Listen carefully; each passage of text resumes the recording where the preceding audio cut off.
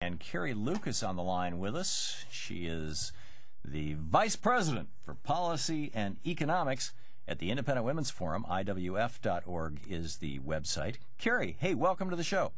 Hey, thanks so much for having me on, Tom. Great. And how's the new Rugrat doing? Oh, he's doing just fine. A good sleeper. I finally got one. Oh, isn't that nice? I feel very, very fortunate, yeah. Yeah, we had 1 out of 3 that was a good sleeper. Yeah, that's not what I meant. So. Yeah.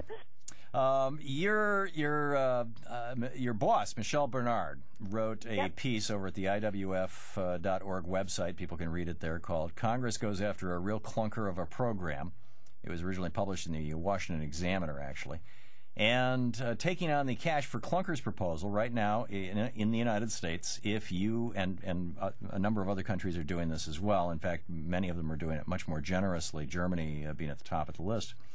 If you buy a car that gets better gas mileage than your current car and is more than a couple of years younger than your current car, you can get between $3,500 and $4,500 from the government in order to incentivize you to buy that car. And you and Michelle seem to think this is a bad idea. I'm wondering why.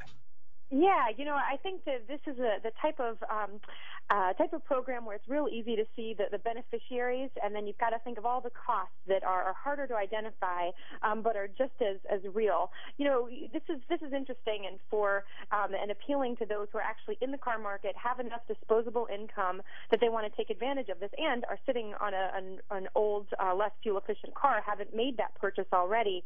But for the millions of people out there who right now have no extra cash, so they're not in the market for buying a car, this is just political payoff that they can't take advantage of. I think at its core, this is a really unfair program, since it targets some and kind of a bizarre subsection of some for a taxpayer subsidy.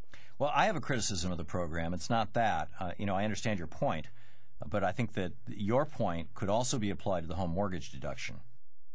Sure, and it's exactly the same.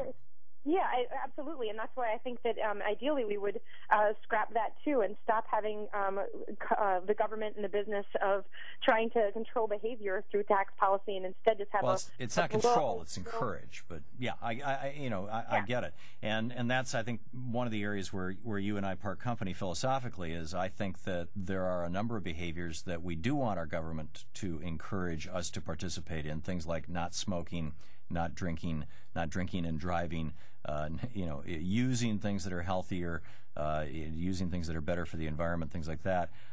Whether buying a home falls into that category, I don't know. But buying a more fuel-efficient car, I think, does. But here's my criticism of the program, and that is that it doesn't make a distinction between American-manufactured cars and foreign-manufactured cars. And so right now, I was talking with a friend of mine who's a sales guy for Toyota the other day. And he said that every Prius coming on that they can get physically, and they're made in Japan, every Prius that they can get physically has been pre-sold, is pre-bought. You can't go down to the lot and say, yeah, let me see them all. Oh, I'll take that one. And in part, this program is driving that, of course. And, arguably that's a good thing, because these are cars that get 40, 45 miles to the gallon. But on the other hand, all the profits are going to Japan. Are you in favor of if we're going to have government incentives, having government incentives that solely benefit manufacturing done in the United States? No, I think that it's one of those, when we start talking about who made what car, when you look at the details, it often gets very confusing, because I know a lot of the cars that are manufactured in Japan or manufactured here in the United States use parts from around the world. It's often a very collaborative process, so it's hard to even know what exactly Made American means anymore. And also, I think that we should be able to compete with the rest of the world. This isn't, I hate the idea that we need to protect American companies from outsiders because somehow we assume that our products are always going to be inferior. I would hope that these car companies would be getting their act together so that they can compete in a global marketplace and wouldn't need Uncle Sam bailing them out or erecting trade barriers with the idea of keeping away the competition.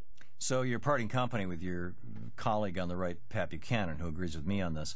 I would submit to you, Carrie, that the reason why we want to protect American workers and protect American jobs is that we want to have a higher standard of living in the United States than in China. Well, and I think that when you talk about protecting American jobs, it's important to remember that when you do something like erect trade barriers, you're protecting a certain subset of American jobs. In this case, Sure. you protect the auto workers, but that doesn't mean that there's a lot of people who are involved in the buying and selling and creating and marketing of products from around the world. And when we erect trade barriers to them, those jobs go away. So I know that a lot of people, when they only focus on one side of the ledger when you talk about trade barriers, but you need to recognize that imports and exports create a whole lot of jobs for the country too. But there's an important and really, really important and significant difference between the kind of jobs that get lost, which are I'm going to import Chinese toys, for example, or clothing or cars, and sell it in the United States. Those jobs would get lost, versus the jobs of manufacturing those goods in the United States, which would, by the way, then create jobs of I'm going to sell the things that I used to import. I'm going to sell the ones that are made in the United States. But even setting aside that, and that difference is that the only way a country can generate wealth, in other words, can become wealthier as a country, is by converting raw materials, things out of the ground, minerals, or in the case of food, food stuff, converting raw materials into finished goods, also known as manufacturing. Broadly manufacturing, I include the production of food, processed foods and things. And selling things that are manufactured elsewhere does not increase the wealth of a country. It merely moves money around. And that's why over the last 30 years, as we have moved our manufacturing overseas, our country, the net wealth of our country has decreased. And that, again, I'll say it again, the reason why we want to protect our economy is the same reason that the Chinese do protect their economy. They don't allow us to import into China. It's very difficult. It's the reason why the Indians protect their economy. It's a felony in India to own more than 2 stores. They're keeping Walmart has 1 store in India. They'll never have another one. They're at 98% of their entire retail sector is owned by single families, mom and pop shops. And not to mention the import of finished goods. It's the reason why Taiwan protects its economy. It's the reason why the EU, to a large extent, and many of the countries in the EU are protecting their economies. It's the reason why Japan is one of the most aggressive protectionists, because they want their standard of living to be higher than the standard of living of the cheap labor countries that they're competing with. What's wrong with that? How are we doing so well? I mean, our standard of living is higher than the rest of the world. It's we do not. have more wealth. It's not. It's not. I think it is. It's absolutely false to say that the only way you create wealth is by creating hard goods. One of the America is renowned for technological innovations and all sorts of intellectual innovations. Well, and that's inventing too. The good news is that when you come up with new ideas, is that you can trade them for the stuff, and if people elsewhere make stuff cheaper that we consume, then we don't have to worry about this type of stuff. No, wait a minute. You're mixing the two up. I mean, I agree with you. Creating things, inventing things is also a form of manufacturing. I would say, when I write a book, that's manufacturing, and if that book, is sold in the United States or elsewhere, it's the money comes back to me or to my publisher. That's a form of manufacturing. But your invention theory, I mean, we invented the transistor. Who made transistor radios? Sony in Japan. We invented the integrated circuit. Where are the integrated circuits manufactured? Well, there's some in the United States. Intel still has some manufacturing facilities here, and some of the other companies, but an awful lot of them are being made overseas. We invented the television. Do we make TVs in the United States? I don't think so. We invented the computer. I don't know why we should be so worried about that. Because where things are manufactured is where the real wealth is created. I fundamentally disagree with that. I would much rather be in the thought process and the guys that come up with the good ideas, and then eventually let other people go ahead and do almost the dirty work of creating and just fulfilling this idea over and over again. But that dirty work is creating the wealth. I mean, go back and read Adam Smith, Wealth of Nations. He makes the point that a piece of wood has no intrinsic value until it's carved into an axe handle. You apply labor to it, and now it has value. Selling the axe handle does not enhance its value. That's simply a transaction. They're making the axe handles, metaphorically, in China. We're just selling them. We're not making wealth. They're making wealth. Yeah, but one of to get back to the Cash for Clunkers program specifically, Tom, one of the things that I think is a little disturbing about the program is that so much of what it would be doing is not encouraging creation, but also encouraging destruction.